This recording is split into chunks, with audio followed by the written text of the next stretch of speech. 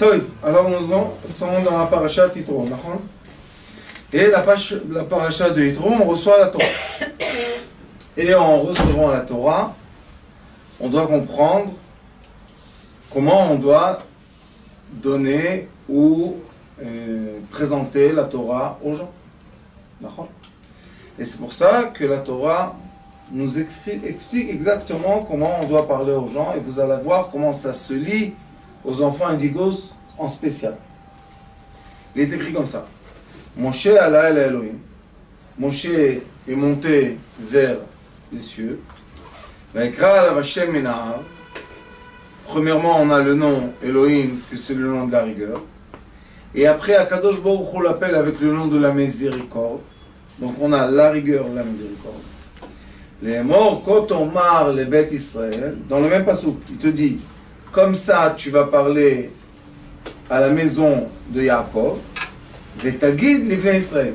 Et tu diras aux enfants d'Israël. Pourquoi tellement de... C'est un passage tellement long qu'il devait dire une chose. Parle avec les enfants d'Israël. Pourquoi il est devenu tellement long ce passage? Quand on rentre dans l'explication de Rashi, il est écrit comme ça. Kotoma, de cette façon tu diras. Rashi dit, Belashon azeh vekaseder azeh. Il dit, mon cher Rabbeinu, tu dois copier exactement ce que Akadosh Baruch Hu te dit, le langue, les mots à mot, et le seder. Il y a un ordre. Maintenant, quel est l'ordre? Continue Rashi. Les bêtes Yaakov, Elu Anashim. Premièrement, tu dois parler aux femmes. Tomar lahem belashon raka. Avec les femmes, on doit parler tendrement. Vetagid nevnei Israël. Et tu diras aux hommes, Onashin vedigdukim, perash tascharim dvarim kashim kadgididim. Et quand il va parler aux hommes, il va parler avec eux durement. Maintenant, on est en train de recevoir la Torah. Et Akadosh Baruch Hu dit à Moshe Rabbeinu, il y a un ordre dans le monde. L'ordre est que l'homme soit toujours dur et la femme soit toujours tendre. Vous savez que même dans le corps physique, l'homme a le testostérone. C'est un hormone qui fait que les muscles s'endurcissent. Et la femme, elle a estrogène. Fait que toujours ça sera mou. Toujours ça sera tendre. Maintenant, quand on reçoit la Torah, dans la Torah, nous avons 3 éléments. Le premier élément qu'on a, il est dur. C'est quoi l'élément dur? Les os. Ça s'appelle Havla de Garme. C'est l'os. Et les os dans notre corps, ce sont durs. Ce sont des parties dures. Après on a tout ce qui est dans notre corps, les tuyaux, qui font passer l'énergie d'un endroit à l'autre. Et eux, ils sont mous. Vous allez comprendre pourquoi il y a la tendresse et pourquoi il y a la rigueur. Et après, on a le 3e élément dans notre corps, qui sont tous les organes intérieurs. Les organes intérieurs dans notre corps, ce qu'ils font, c'est que eux, c'est les midot. Alors on a les os, 248 évarim, et un évar, c'est un membre. Et ça, c'est l'action positive. On a 365 tuyaux qui sont les actions négatives, interdites. Shasa mitzvot lo ta'aseh. Et on a les midot. C'est quoi les midot? Les caractères, le comportement de l'être humain. Maintenant, on doit se poser une question. Qu'est-ce que veut Akadosh Baruch Hu de nous? Il nous a fait venir sur terre. En venant sur terre, il y a des lois de la terre. Et dans les lois de la terre, il y a un ordre très juste et aligné et qui s'enchaîne exactement. Tout est précis à chaque photon, chaque petite lumière est précise. Et si on ne va pas avoir l'approchement de cette étude d'après la volonté céleste, malheureusement, on peut perdre l'étude. C'est comme on vous dit, il y a une perceuse, on te dit, cette mèche-là, elle est faite pour du bois. Cette mèche-là, elle est faite pour le fer. Cette mèche-là, elle est faite pour le ciment. Maintenant, il y en a, il dit, j'ai besoin de faire un trou dans le mur. Quoi, je vais changer les mèches maintenant? Ça fait rien. Et il prend la mèche du bois, il essaie de faire percer le mur. Qu'est-ce qui se passe? La mèche, elle brûle. Il s'énerve. Qu'est-ce que c'est cette compagnie? Ils n'ont pas honte, comme ça on me vend. Ils m'ont trahi, ils m'ont... Ça va vite, hein, etc. Quand on commence à se déchaîner sur quelqu'un, que Dieu nous en préserve. Il vient chez le magasin, il dit, qu'est-ce que... Le pauvre, le vendeur, qu'est-ce qu'il peut faire? Il reçoit une... comment on dit en japonais? Une taraha, mais bien comme il faut. Et après, il lui dit, excuse-moi, la mèche que tu as utilisée, qui s'est brûlée, qu'est-ce que tu as percé avec? Il dit, quoi, j'ai percé? Le mur. Il dit, oui, mais mon fils, c'est une mèche qui est faite pour du bois. Et alors? Vous connaissez les gens qui disent, et alors? Et alors? Et alors? Tu as raison. Tu veux pas être dans l'ordre. Tu veux pas rentrer dans le système global de l'ordre. Et pourquoi après tu te plains que tu n'arrives pas à enchaîner? Il y a de l'ordre, d'accord? Quelqu'un il va en France, c'est bien le métro, il y a les grandes stations, les Halles, République, il y a plein de trucs. Quelqu'un dit, moi je prends le métro, où tu vas? Porte de la Villette, il n'y a pas de problème. Il marche, il marche, il marche. Il y a les panneaux qui lui disent, ça c'est Versailles. Versailles, encore un panneau, Versailles, encore un panneau, Versailles. Quand le train il arrive, il lui dit, tous ceux qui vont pour Versailles. Et il monte dans le train. Il va jusqu'à la fin. Et après il dit, pourquoi je suis arrivé à Versailles? On t'a mis les panneaux, on t'a écrit, on t'a expliqué. Tu veux pas comprendre? Non, je veux pas comprendre. Qu'est-ce qu'on peut faire? Si la personne ne veut pas comprendre, maintenant elle va aller chez le chef de station de gare, elle va lui dire, qu'est-ce que c'est ça? J'ai perdu mon temps, j'avais une réunion très importante, et j'ai perdu maintenant ma situation, et je vais aller au tribunal. Il dit, monsieur, qu'est-ce que vous voulez qu'on fasse de plus? Les panneaux, Versailles. Et alors, je voulais aller à la porte de la Villette. Oui, mais porte de la Villette, c'est là-bas. Mais on m'a dit que je dois prendre le train. Oui, mon fils, mais il y a beaucoup de trains. Le monde est constitué d'ordre. Il y a de l'ordre. Dans cet ordre-là qu'Akadosh Baruch Hu a créé dans le monde, il y a de la place pour tout le monde. Pour les grandes roues, pour les petites, pour les moyennes, ceux qui veulent aller à droite, ceux qui veulent aller à gauche, ceux qui veulent aller en avant, en arrière, en haut, en bas. Il y a tout ce que tu veux. Mais par ordre. Et quel est l'ordre? Il y a, vous savez, des règles globales de l'ordre et il y a des règles spécifiques de l'ordre. Il y a une règle, quand on habite dans un bâtiment, on doit tous payer, comment ça s'appelle, les charges. Ça, c'est global. Maintenant, combien tu vas consommer de l'eau, d'électricité, ça, c'est personnel. Mais on est tous d'accord qu'on rentre tous par l'entrée et on prend tous l'ascenseur pour entrer dans notre maison. Qu'est-ce qu'on peut faire? Alors ça s'appelle l'ordre global. Et dans l'ordre global, on a tous de la place,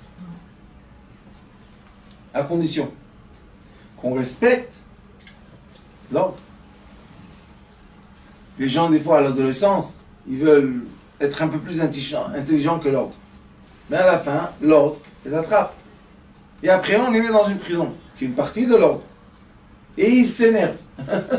Pourquoi tu t'énerves? Toi-même, un jour, je vais raconter une histoire. Une fois, j'étais comme ça, j'ai donné un cours à Bnei Brak. Et je leur ai dit, dites-moi, si tout était permis, aucune limite, on peut tout faire, il n'y a pas de prison, il n'y a pas de tribunal, il n'y a rien du tout. Il n'y a pas de police, il n'y a pas d'armée, tout. Est-ce que vous aurez accepté de voler? Le premier instinct était? Non. Oui. Tout de suite, ils m'ont dit, oui, bien sûr. Je leur dis, ah, Mais ça, hein, vous avez répondu de votre instinct. Mais pensez un peu avec votre cerveau. Si tout est permis, et si vous pouvez voler, on peut voler de vous. Aïe. Ok, je repose la question. Si tout est permis, on a le droit de voler. Est-ce que vous aurez volé? Non. Pourquoi? Parce que si moi je vole, on a le droit de voler de moi. Donc on ne veut pas qu'il y ait le vol. Alors j'aurais dit, ok, alors on doit faire une règle. Tout est permis sauf voler. D'accord. Si tout est permis, et il n'y a aucune règle, est-ce que les voitures peuvent rouler sur le trottoir? Oui. Je leur ai dit oui, mais toi tu es avec ton enfant avec la poussette. Qu'est-ce qu'on fait? Non, excuse-moi. Ok. Deuxième règle. Si tout est permis et on a le droit de tout faire, est-ce qu'on peut rouler sur le trottoir? Non. Il y a la place pour les piétons, il y a la place pour les voitures. Ah, ils ont fait encore une règle. Je leur ai dit, si vous aurez pensé à la vie d'une personne, de la naissance à la mort, combien de règles vous aurez mis vous-même? Celui qui nous a créés dans un système de règles qui est magnifique. Ce n'est pas un système de règles qu'on t'oblige. Personne ne t'oblige de rien du tout. Sauf que si tu as une certaine conduite, tu peux profiter d'un certain produit. Exemple. J'ai la bouteille et je veux boire le contenant. Maintenant, tabula rasa, japonais. Je ne sais pas comment on ouvre la bouteille. Je dis à ma mère, maman, un couteau. Qu'est-ce qu'il y a, mon fils, un couteau? Non, le couteau de la viande là que tu as quand tu coupes la viande. Oh, mais non, qu'est-ce qu'il y a? Il prend la bouteille. Et il s'énerve. Pourquoi le liquide est parti comme ça? On m'a dit que... Mon fils, il y a une bouteille. Shalom, l'ange. La bouteille, elle a un bouchon. Ouvre le bouchon, mets dans le verre, mais ne mets pas trop. Parce que si tu vas mettre trop, ça va se renverser. Et après, tu peux boire.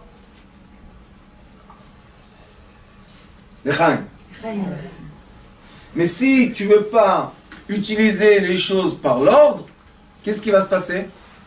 Tu ne vas pas pouvoir profiter. Et non seulement que tu ne vas pas pouvoir profiter, tu vas souffrir. Et quand les personnes commencent à souffrir, maintenant la perception de vie change. Quand une personne souffre, elle n'arrive plus à penser. Elle se concentre juste sur une chose, sa douleur. Maintenant, la longueur de vue de 50 mètres devient 2 mètres. La longueur des sentiments, d'aimer toute la famille, à peine tu peux aimer ce que tu manges. Le profit du manger, tu peux à peine manger parce que tu as mal. Et quand on a mal, on mange tout petit peu. Non, qui t'a emmené dans cette souffrance? Le désordre. Le désordre nous a emmenés dans la souffrance. Et quel est l'ordre? L'ordre est le respect qu'on doit donner au côté féminin et au côté masculin. D'après la médecine chinoise, le côté féminin est toujours le côté doux. Ça s'appelle yin. Ying. Le côté masculin est toujours le côté dur, yang. Vous connaissez le signe avec le noir et le blanc. Dans tout noir, il y a du blanc, dans tout blanc, il y a du noir. Mais la seule question, c'est les quantités. D'accord? Alors, quand on rentre dans un système de loi globale, ce qu'on doit comprendre en premier, c'est le rôle féminin sur Terre et le rôle masculin sur Terre. Quand je suis dans le rôle féminin, je dois être comme dit Rashi, Elu Anashim, Laem Tomar Laem Belashon Raka. Avec une femme, il faut parler tendrement. Pourquoi il faut parler avec une femme tendrement? Parce que la femme, elle a un trop d'estrogène. Et quand on a un trop d'estrogène, notre corps devient tendre. Vous voyez, comme la paume de la main, elle est tendre, et le dos de la main est dur. Et si on va parler avec quelque chose de tendre, de façon dure, il va faire quoi? Il va se blesser.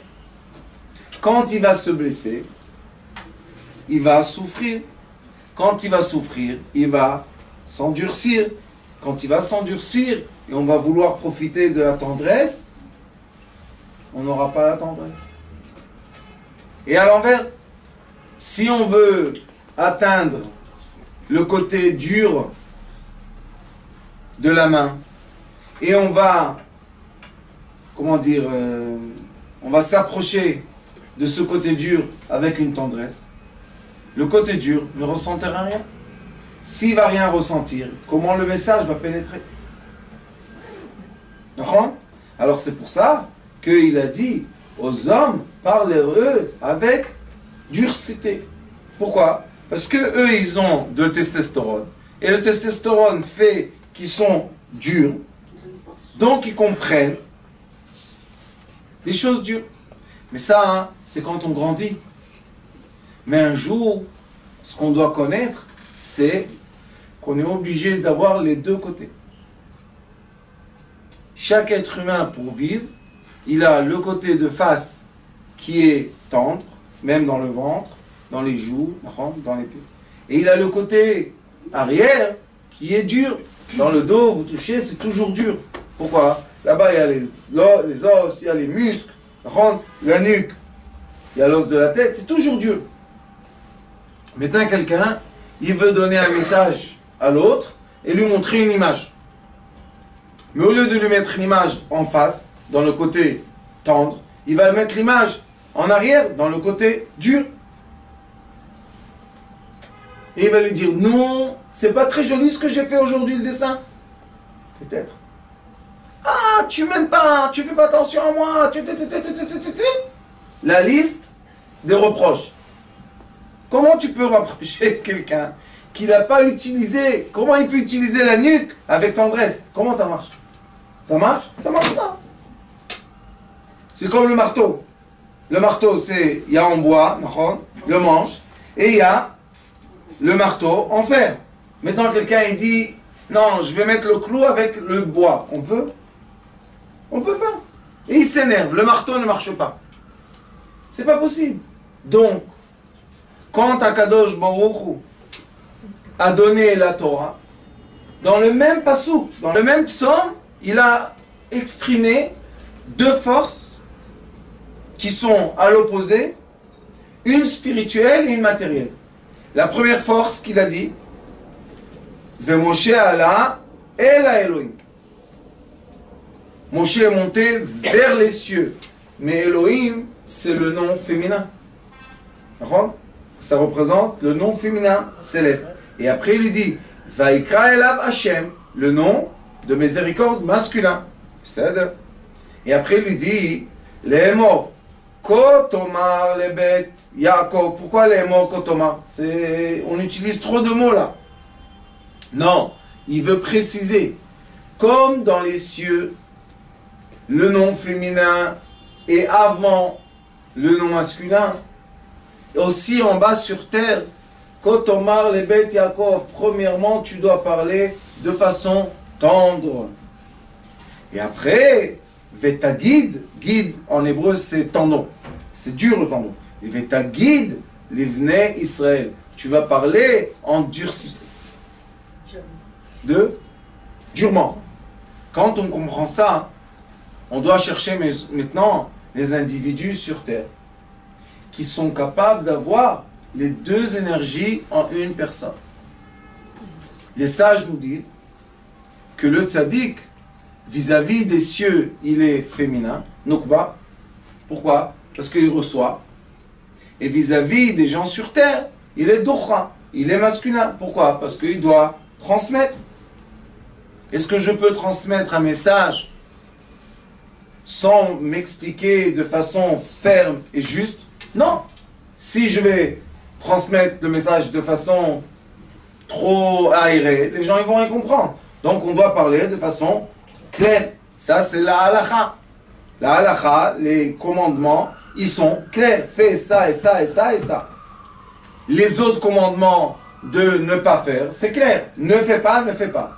Maintenant rentre la tendresse. C'est quoi la tendresse? Les midot.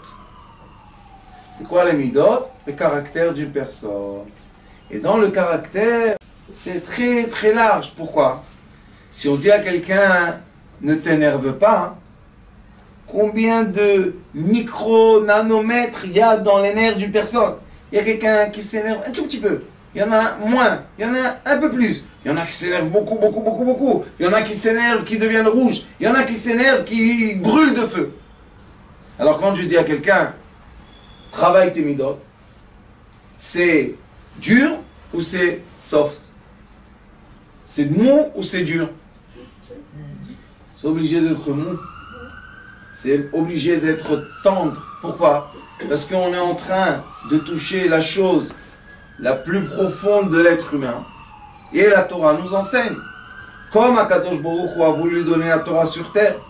La Torah, c'est pourquoi? Pour nous dévoiler le parchemin et la carte de la vie, comment circuler dans ce monde.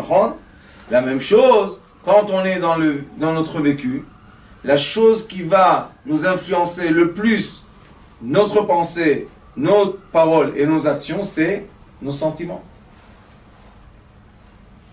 Quand quelqu'un est très très très en colère, et malgré ça, il va aller faire une consultation pour travailler, il peut dire le même résumé de sa vie, mais il sera tellement en colère que la personne dit « Moi, je ne veux pas travailler avec toi. » Mais pourquoi? Je suis le meilleur de tous ceux qui sont venus. Oui, tu as tous les données, sauf que tous ces données-là bouillent par tes nerfs. Je ne veux pas de toi. Alors les gens ils se disent, mais pourquoi? J'étais exactement dans les règles. Un autre il vient, il est gentil, il est amical, il est tendre, il n'est pas orgueilleux. Mais il a seulement la moitié des capacités qu'il faut. Et qu'est-ce qu'elle dit la personne? Avec lui je veux travailler. Pourquoi? Parce que si on aura des problèmes, c'est facile, il est tendre. Mais si il a toutes les capacités, il est dur, je ne veux pas partager avec lui 8 heures par jour, 10 heures par jour, 14 heures par jour. Donc on voit que la Torah nous enseigne la tendresse quand il faut et la rigueur quand il faut. Les sages nous disent que la rigueur c'est la matière et la tendresse c'est la forme. Donc, maintenant, le monde est créé d'une façon que les forces de rigueur cherchent à être adoucies. D'accord? Et les forces de douceur cherchent la rigueur. Donc, la vérité n'est pas dans les extrémités. La vérité est dans le juste milieu. Pourquoi, quand on parle de la Torah qui a été descendue des cieux en bas, on est obligé d'expliquer ces relations qu'il y a entre la douceur et la rigueur? Parce que dans ce monde-là, nous avons des êtres humains qui s'appellent Indigo, mes frères fidèles. Et eux, ils viennent d'un monde qui est de lumière. Dans le monde de lumière, est-ce qu'il y a la douceur ou la rigueur vis-à-vis de ce monde? La douceur. Très doux. En haut, c'est des lumières douces. Mais quand ces gens-là naissent dans ce monde de rigueur, le monde de Asiya, c'est le monde dur. Et maintenant, ils doivent survivre. Et qu'est-ce qu'on fait avec eux? Ils sont frustrés de leur naissance. Les enfants indigos, quand ils sont tout petits, ils sont très heureux. Ils sont même un peu surdoués. Ils arrivent à se distraire tout seuls. Ils arrivent à penser tout seuls. Baruch Hashem, ils sont contents. Mais à un moment de croissance, les autres commencent à les juger. Quand on les juge, on applique sur eux quelle force? Rigueur ou douceur? Rigueur. La rigueur. Et là, on a les enfants indigos qui commencent à sortir de leur poche des outils de rigueur. Qui est plus fort? Celui qui est doux qui a sorti la rigueur ou celui qui a la rigueur qui fait sortir la rigueur? Pensez bien à la réponse. Vous savez pourquoi celui qui souffre? Parce que quand on va à l'autre extrémité, on a beaucoup plus de force que quand on est dans une extrémité. Et la même chose, c'est quand celui de la rigueur va faire sortir de la douceur. Il est beaucoup plus doux qu'une personne qui est dans la douceur va faire sortir de la douceur. Et c'est pour ça que ces enfants-là magnifiques, quand ils reçoivent les messages, leurs messages viennent avec de la douceur. Ils ne viennent pas avec de la rigueur. C'est pour ça que leurs messages sont jamais enveloppés ou conditionnés de quoi? Du temps et de l'espace. Ils viennent d'un monde beaucoup plus élevé. Mais quand ils doivent descendre et faire pénétrer dans ce monde de matière les idées qu'ils ont, qui sont des idées qui n'ont ni forme ni temps, qu'est-ce qui se passe? Il y a une frustration. Et dans la frustration, on perd beaucoup de messages. Si on serait assez nous-mêmes tendres pour comprendre qu'on doit être à l'écoute à des personnes qui nous emmènent un message qui est beaucoup plus avancé à nous, l'humanité peut évoluer. Comme Akadosh Baruch Hu, il a fait sortir le peuple d'Israël d'Égypte, c'était tous des esclaves. Donc ils étaient dans la rigueur ou la douceur? Dans la rigueur. Alors comment il veut leur donner une Torah de douceur? Il était obligé de leur donner de l'or, de l'argent. Ils sont tous sortis hyper riches. Maintenant, quand on est à l'aise, on a tout ce qu'il faut, et juste penser un peu logiquement, qu'est-ce qu'on a besoin de toute cette richesse quand on est 40 ans dans le désert? Donc vous voyez qu'on a tout le temps la rigueur et la souplesse ensemble. Donc notre Torah nous dit, la raison pour laquelle sur terre il y a de la rigueur masculine et de la souplesse féminine, c'est parce que dans les cieux, il y a la rigueur et la souplesse. Et nous sommes juste en image des cieux. Comme dans les cieux, il y a un ordre magnifique du déroulement de la lumière jusqu'à quand qu'elle devient de la matière. Cet ordre-là est écrit, très très beau. Il y a un livre d'Abraham Avinu, vous connaissez, Sefer Yetzira. Et dans le Sefer Yetzira, dans le premier paragraphe, il est écrit les 32 cheminements de lumière, lettres, psaumes, étoiles, etc., couleurs, tout, jusqu'à ça descend sur terre. Bientôt, on va publier un livre, Bezrat Hashem, tous ceux qui veulent nous aider, on sera très content de recevoir l'aide, mais un livre qui montre le cheminement de la lumière jusqu'au dernier photon dans un atome. Pourquoi Abraham Avinu a dévoilé ce livre? Parce que le premier homme, quand il a été renvoyé de Gan Eden, quand il était en haut en Gan Eden, il n'était pas enveloppé de peau. Tous ceux qui sont mes élèves connaissent. Il était enveloppé de quoi? De rien du tout. C'était une forme de lumière. Après, quand il est rentré dans l'atmosphère, il s'est habillé de peau et il est devenu un être. Mais quand il est devenu un être, le premier homme n'avait pas ce que nous on a en avantage. Il n'avait ni père ni mère. Donc il est venu sur une planète et il ne savait pas quoi faire. Alors il y a un livre qui s'appelle Razi al-Malach. Il y en a qui disent que c'est Sefer Yetzira. Et il pleurait 3 jours et 3 nuits. Il a dit à Kadosh Baruch Hu, tu m'as mis sur une planète, mais je ne sais rien du tout. Alors on dit qu'il y a un ange qui est venu, qui lui a expliqué exactement, il s'appelle l'ange de la lumière, Razi al-Malach, c'est l'ange de la lumière qui lui a dit, regarde, comment la lumière, que tu connaissais parce qu'il était dans le Gan Eden Elyon, là-bas il y a la lumière, il lui dit, regarde comment cette lumière, elle descend, elle se contracte, jusqu'à quand que tu peux avoir vraiment une matière dans ta main.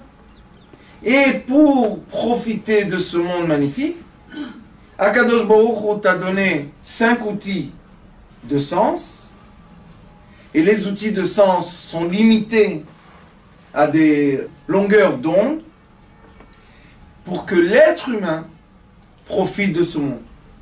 Question, est-ce que les longueurs d'onde féminines sont les mêmes que les longueurs d'onde masculines? Pensez bien. Non. Non, pas toutes. Question, qui est plus étroit et qui est plus ouvert? L'homme est plus étroit. La femme est souple, donc la longueur d'onde ouverte. L'homme est endurci, donc la longueur d'onde étroite. Quand on a besoin de prendre une décision dans la vie, on doit poser la question à celui qui voit une image plus grande ou celui qui voit une image plus petite. C'est ce qui est écrit. Kol asher tomar elecha Sara, shma bekola. Tout ce que te dit ta femme, écoute-la. Maintenant, il y a des gens qui vont dire, mais pourquoi, si j'ai pas une femme, qu'est-ce que je peux faire? Réponse. Dans notre corps physique, chacun de nous, hommes et femmes, nous avons les deux forces. La preuve qu'on a tous la face, on a tous l'arrière. Même si je ne suis pas marié et j'ai pas une femme ou un homme avec moi, ça ne veut pas dire que dans moi, je ne peux pas des fois trouver les réponses féminines et des fois les réponses masculines. Plus je vais monter dans la spiritualité, je vais trouver les réponses qui sont féminines. Pourquoi? Parce qu'elles sont beaucoup plus grandes. Plus je vais descendre dans la matière, je vais trouver des réponses masculines. Si je vais m'énerver, si je vais être en colère, si je vais être jaloux, si je vais insulter, si je vais frapper, je serai dans quoi? Dans le masculin. Je vais avoir la vision très étroite. Plus je vais dans l'amour, plus je vais dans l'empathie, plus je vais dans la douceur, plus je vais dans la respiration, je vais être dans quoi? Dans le côté féminin. Et c'est ça ce que les sages nous disent.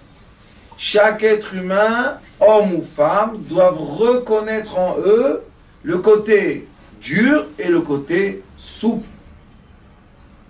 Celui qui dit qu'il est seulement souple, c'est un grand problème. Pourquoi? Ça emmène la femme à l'esclavage. Que Dieu nous en préserve. Celui qui dit qu'il est seulement dur, c'est aussi pas bien. Pourquoi? Parce que ça emmène l'homme, à être quoi? Dictateur. Dominateur, dictateur, manipulateur, tous ces mots-là qui sont dangereux. Et ni on veut les femmes, malheureusement, soumis et esclaves, ni on veut les hommes dans l'extrémité de la force de la rigueur. Où on veut que tout le monde se rencontre dans le juste milieu. Comment est le juste milieu? Vous voyez, les petites dames du Rav Schneider sont connues dans 189 pays au monde. Quand je reçois chaque semaine les commentaires des cours, il y en a qui me disent « Elles sont sages, les petites dames, hein ?» Je leur dis « Ah, j'ai la chance. Moi, le petit bébé, écoutez la sagesse de gens très très grands. » Et comme elle dit, madame, on va se rencontrer où l'amour va unir. Seul l'amour peut faire l'union vraie, vitale, agréable de la rigueur avec la miséricorde. Et ça s'appelle en hébreu Echad, un. Pas 1, 2, 3, 4, 5. Union. Union entre quoi? Entre la douceur et la rigueur. Et on voit... La miséricorde, c'est la douceur. Oui. Et on voit, Baruch Hashem, que dans un psaume, on peut définir et comprendre une règle très très très générale sur Terre. Et avec cette règle-là, on peut agir. C'est une règle qui nous emmène à l'action. Exemple, on a devant soi quelqu'un qui est très très énervé. Pourquoi? Parce qu'il pense qu'on lui a pris sa place, qu'il voulait se garer. Et maintenant il sort de la voiture tout énervé. Comment il faut sortir de la voiture? Calmement. Par terre. Si on voit que c'est quelqu'un de dangereux, par terre. Ah, dangereux. On s'allonge par terre. Si on s'est allongé par terre, qu'est-ce qu'il va nous dire? Il va nous relever. Il va être blanc. Il va avoir peur. Il va repartir. Mais si je sors de la voiture, En colère. on va voir qui est plus fort. Dans la guerre, les deux côtés perdent. D'accord? C'est pour ça qu'on voit que cet enseignement magnifique de quoi? De la transmission de la Torah, c'est un enseignement qui est une action de tous les jours. Tous les jours, tout le temps, on doit faire attention à être dans l'équilibre de la douceur et de la rigueur. Et si on ne sait pas être dans l'équilibre, après on ne peut pas dire pourquoi je ne profite pas de ce monde. On ne peut pas le dire. Parce que ce monde-là, si on veut manger une soupe avec une cuillère qui est faite en sucre, et on la met la cuillère dans la soupe et elle fond, et on s'énerve pourquoi on ne peut pas boire, mon fils, douceur et douceur, ça ne marche pas. D'accord? Ou bien on veut couper de la viande avec spaghetti. Vous connaissez les spaghettis comme ça? On veut couper de la viande, ça ne marche pas. Il faut toujours adapter le juste milieu et l'équilibre entre la douceur et la rigueur. On a des moments dans la vie qu'on doit appliquer une certaine rigueur. Il y a des moments dans la vie qu'on doit appliquer une certaine douceur. Exemple, le papa il vient à la maison, balagan, les enfants, balagan. Il doit être maintenant très doux ou bien il doit se mettre comme il faut? Les enfants, balagan, très doux, la pauvre la femme. Il doit rentrer, montrer sa rigueur. Oups, tout le monde est en silence. Ça fait du bien aux enfants ou pas? Oui. Pourquoi? Ça les cadre. Oui. Maintenant, les enfants, ils sont gentils, ils viennent à la maison, ils voient qu'ils font leur devoir comme il faut, et il est en rigueur. C'est bien? Non. Non, pourquoi? Parce qu'il va endurcir le cadre, qu'est-ce qui va se passer? Il va casser. Maintenant, il doit venir avec de la douceur. C'est les enfants qui se cadrent, et nous qui sont doux. Des fois, les enfants sont trop doux, trop sans limite, et c'est nous qui devons les cadrer. Vous voyez que même l'échange entre les parents et les enfants doit être un échange qui tout le temps se transforme. On n'a pas le droit d'être tout le temps la même chose. Et ça, dans le livre de Sefer Yetzira, il explique une chose magnifique. Il dit que tout est miroir. Ah oui. Tout est des miroirs. Tout, il y a des miroirs. La lumière qui devient le gaz qui devient le liquide qui devient dur, et le dur, il va en vapeur, qui devient du gaz, qui devient... Tout le temps, il y a des miroirs. Le Sefer Yetzira, il dit, si tu vas être à l'écoute de l'échange, tu vas profiter du monde. Mais si tu ne seras pas à l'écoute de l'échange, toujours le monde sera malheureusement contre toi. C'est pas que le monde est contre toi, c'est que toi, tu n'es pas dans le système du monde. Je me rappelle, une fois, j'étais en Chine, j'avais beaucoup d'enfants, on est parti en Chine dans un village. Et ma femme, elle ne comprenait pas que quand elle sortait en ville, une ville, on était dans un village, il y a une rue principale, c'est la ville. Tout le monde, un accident de voiture. Pourquoi? Ils n'ont pas l'habitude de voir beaucoup d'enfants, et surtout des filles. Ils disent au moins il a 6 garçons, c'est bien, mais 6 filles. Alors ils venaient, ils touchaient les couches, ils touchaient. Elle me disait, qu'est-ce que c'est? Il m'énerve. Je lui dis, ma femme, tu es en Chine. Tu as les yeux bleus. Ils ne savent pas quoi faire avec les yeux bleus. En Chine, qui a les yeux bleus? Tu es blanche. Tu as 6 filles. Alors ils viennent toucher.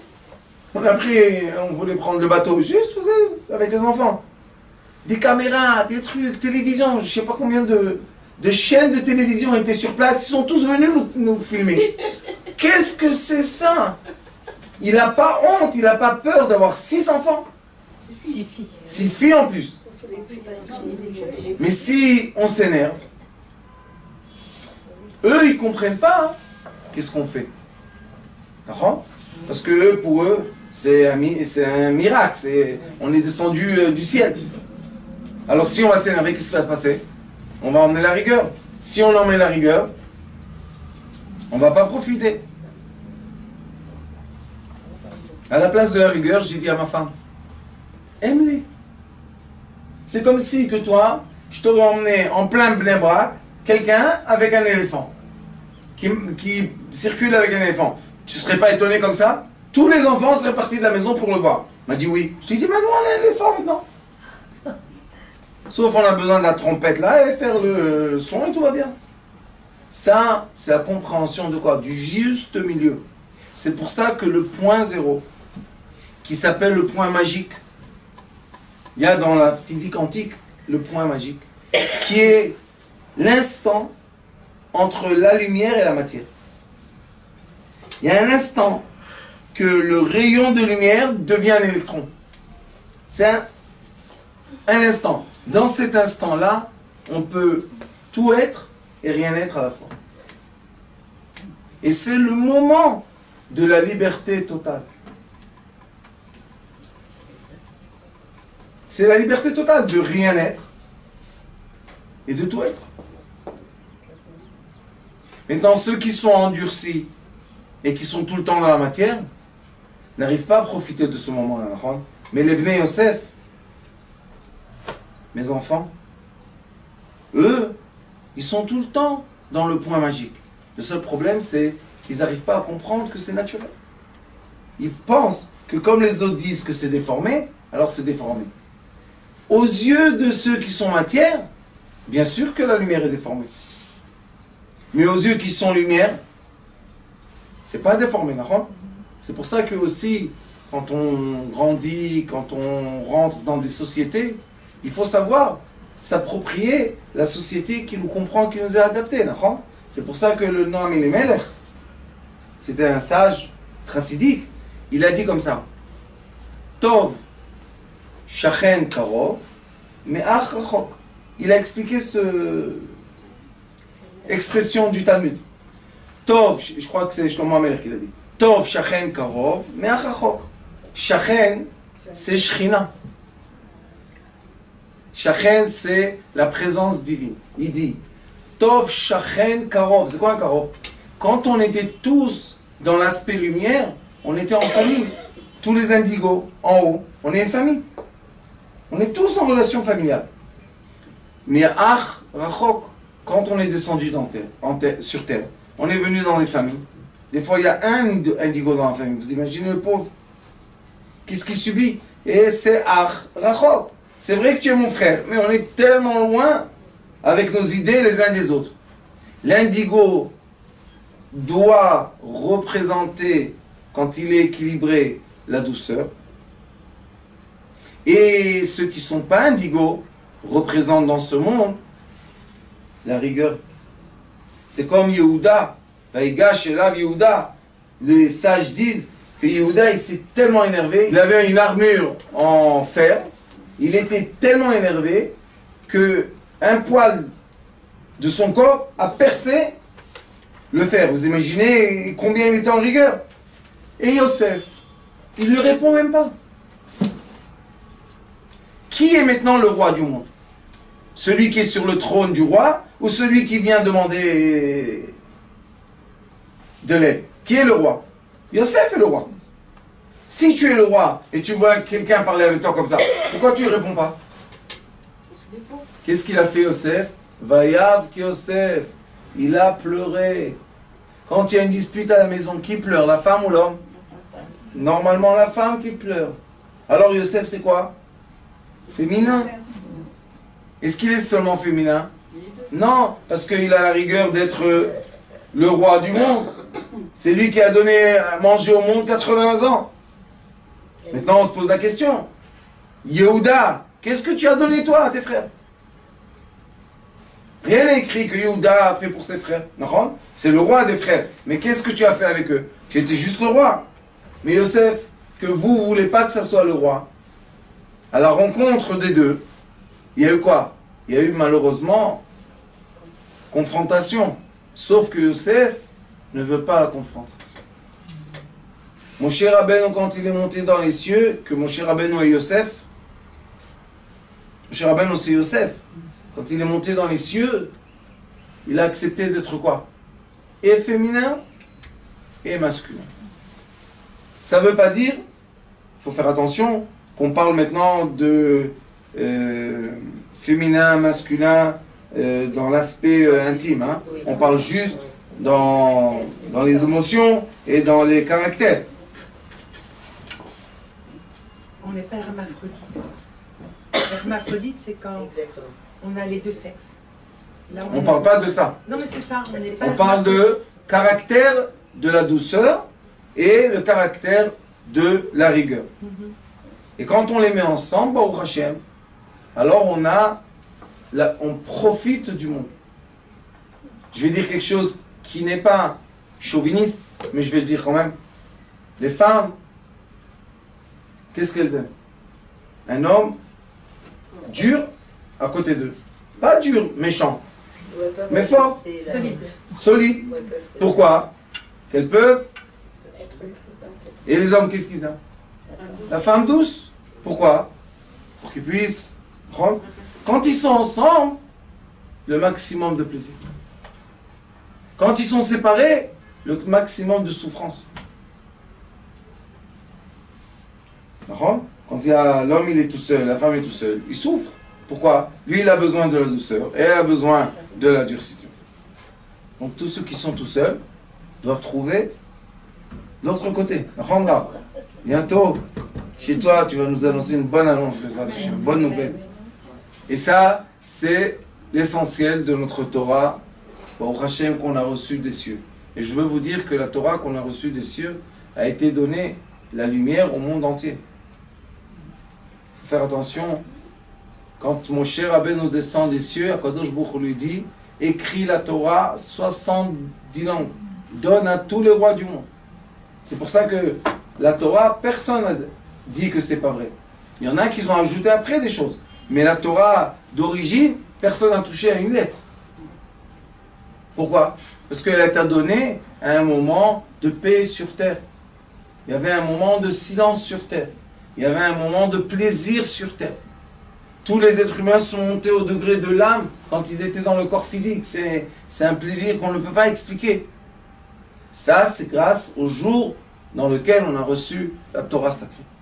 Et c'est pour ça qu'on a un rôle très important de diffuser la Torah, la lumière, Torah, Ora, la lumière de la Torah sur terre. Et quand on diffuse la lumière, le monde entier est en accord et en harmonie. Baruch Adonai Olam. Amen et Amen.